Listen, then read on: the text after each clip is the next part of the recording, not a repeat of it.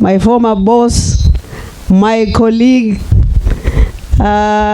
leaders ambaye wako hapa, Mheshimiwa Lemantile, our sister Banis, our brother Samo ambaye ametoka all the way from Mandera, viongozi wa serikali, wakina mama, wakina baba na wanafunzi.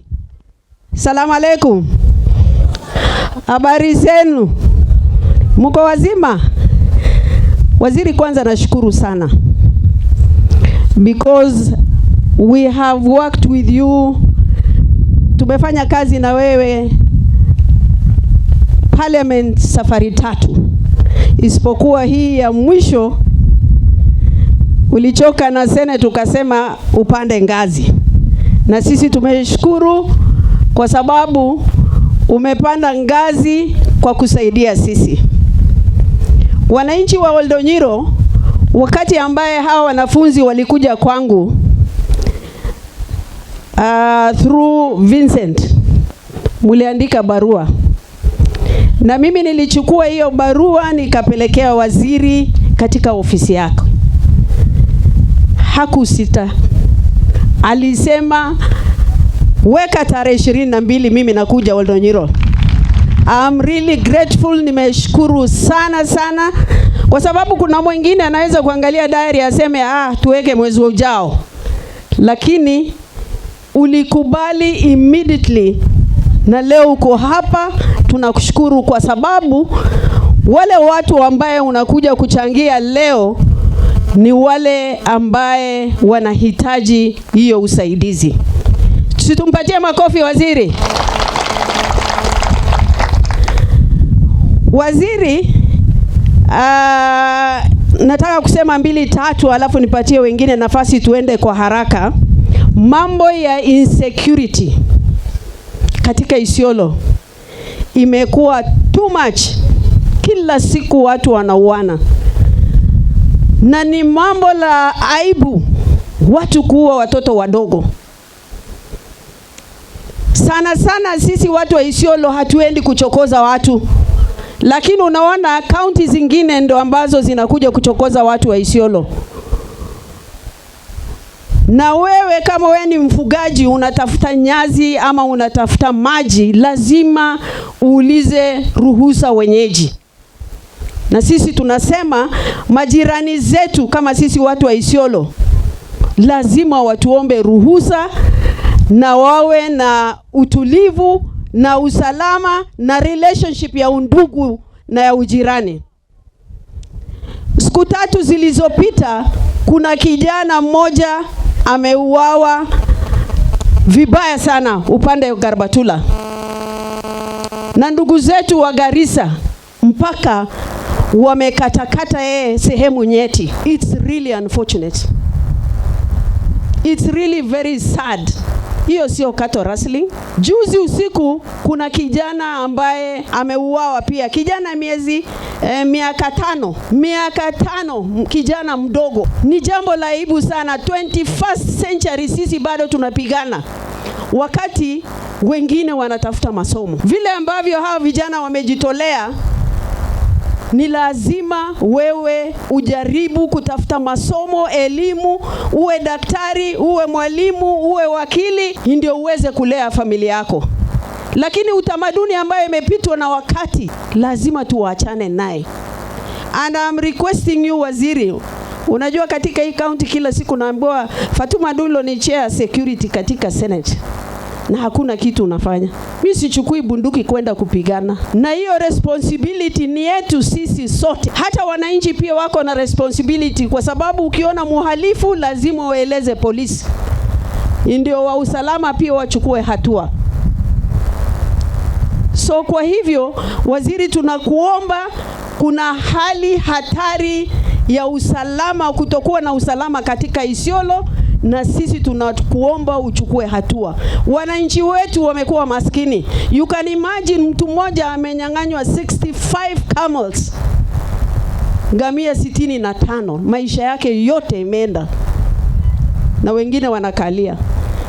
Jambo la pili, Waziri, kuna stima Oldonyiro imewekwa na the current president 2015 wakati alikuwa deputy president, na mimi ndo nilikuwa nimeomba hiyo stima haijatosha, iko hapa CBD ya Oldonyiro peke yake. Kuna extension pahali ambapo institution serikali zinahitaji. Tumekaa chini na wizara ya kawi na wanahitaji budget ya 60 million peke yake kufanya extension. Tunakuomba, na nimekuandikia barua, kwa sababu ya insecurity tuko naye Oldonyiro, tunakuomba hiyo budget wapatiwe haraka, wa extend hiyo electricity. NPR, waziri, watu wa Oldonyiro hawana NPR, hawana bunduki za NPR, na wao pia wako na kutokuwa na usalama. Machiefs saa zingine wanaambiwa enda fata mifugo, anafata na fimbo. It's really very sad. So kwa hivyo tunaomba watu wa Oldonyiro wapatiwe bunduki ya NPR na wawe recruited pia.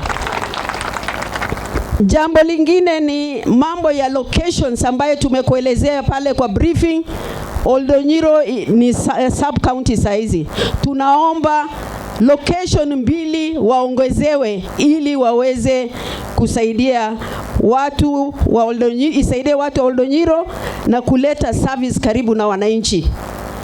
Recruitment, waziri, tunakuomba next recruitment ya polisi, ya prisons, all the recruitment tunakuomba ifanyiwe Oldonyiro, wasiende Isiolo County, ili hawa pia waweze kupigania. Women empowerment, hawa mama unaona vile wamesimama kwa jua. Hawa mama walikuwa na mifugo zinaisha wakati ya ukame. Ni lazima tufananishe hawa na Kenya nyingine ili waweze kuwa empowered, na tunashukuru leo umekuja kuempower wa mama wa Oldonyiro. Jambo lingine ni peace building na majirani yetu. Sisi tuko shida na Samburu, upande Samburu County, Marsabit, Lesamit side, Garissa tuko na shida naye. Lazima tuweke usalama na tuwe majirani mema. Kwa hivyo tunakuomba kama utaweza kuongea na NCIC, wananchi waweze kupata ile peace building, waendelee vile ambavyo inatakikana. Registration, wangapi watoto yao hawajafanya registration ya kipande? Wamama nataka kujua, na wazee na comrades. Leo waziri amekuja hapa kuchangia nyinyi, na ni lazima mufanye kazi, muregister vijana wetu. Muko tayari? Muko tayari? Mumechukua ahadi? Unajua wengine wanafikiria kuchukua kipande na kuchukua kura unasaidia mwanasiasa ama unasaidia serikali. Kipande ni haki yako, ni weapon yako. Leo huwezi kuingia ofisi yoyote bila kipande. Kura, unapiga kura kutoa kiongozi ambaye ni mbaya. Ni kweli ama si kweli? So kwa hivyo muko tayari kufanya registration? Wazazi tunawaomba, najua jua ni kali lakini nitaharakisha, so lazima mufanye registration. Waziri, naomba mambo ya relief, serikali iko na budget allocation.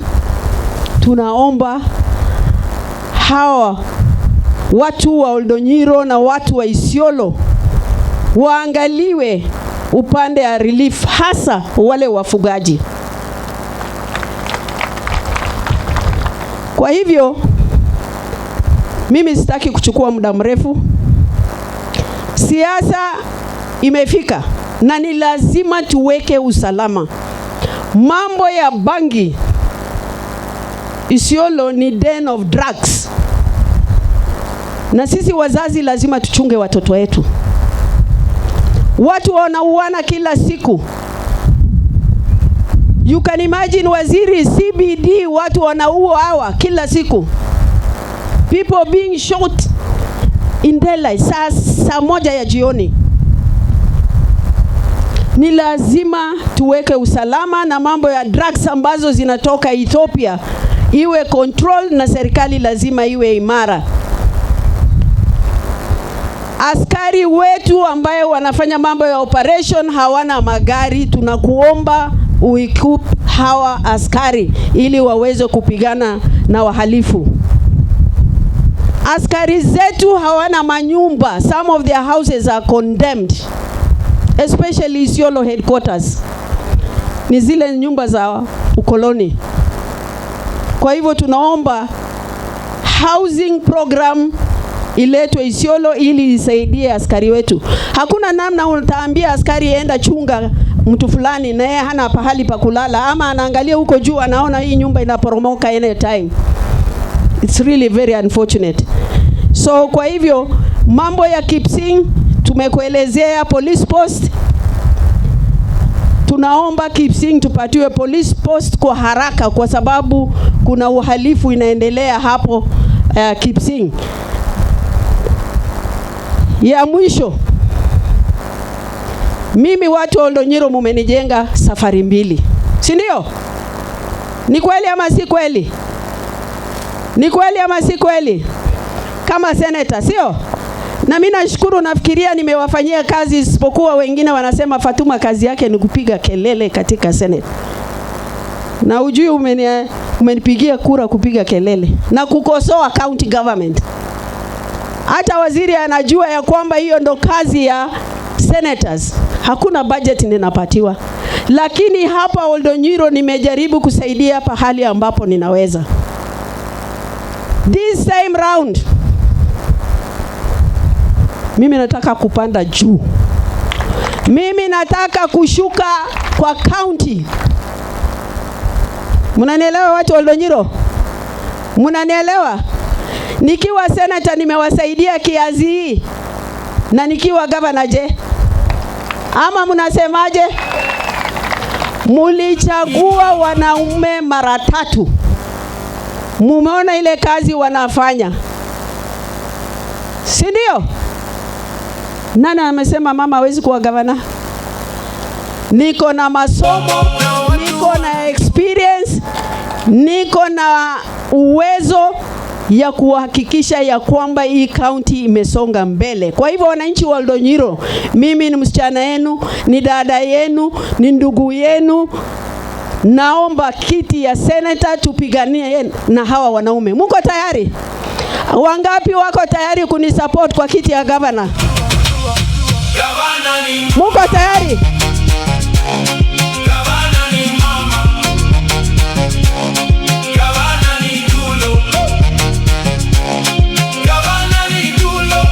Haya.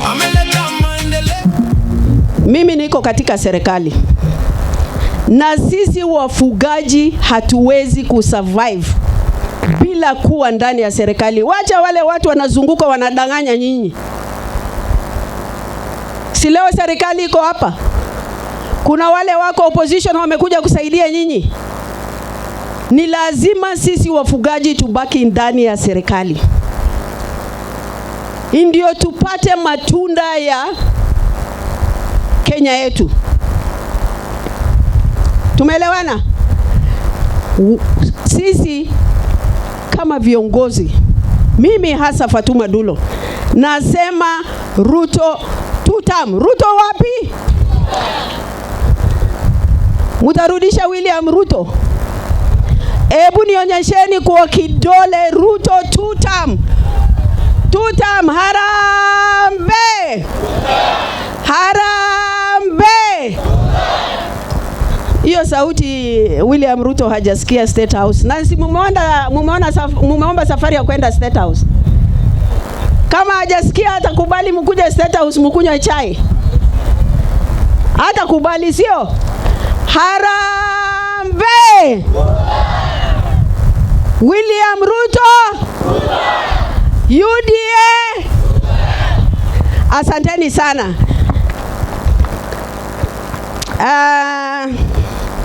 I think waziri, I've done my speech.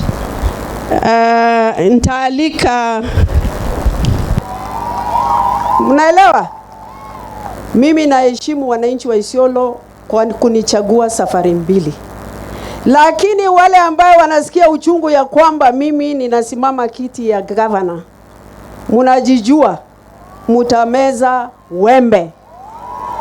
Na hiyo kiti lazima nipiganie pamoja na wanaume ambaye watajitokeza.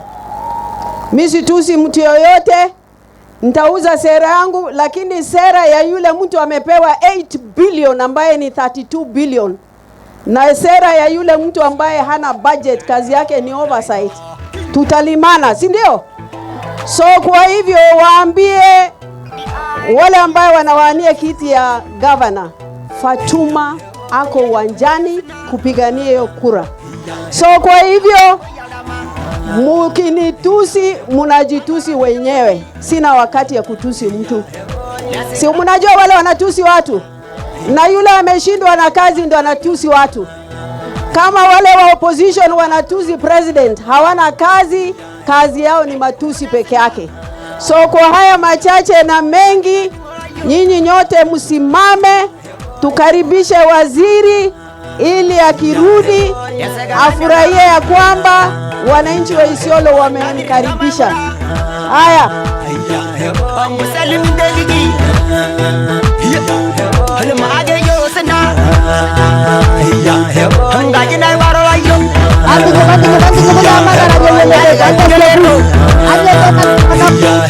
Ayo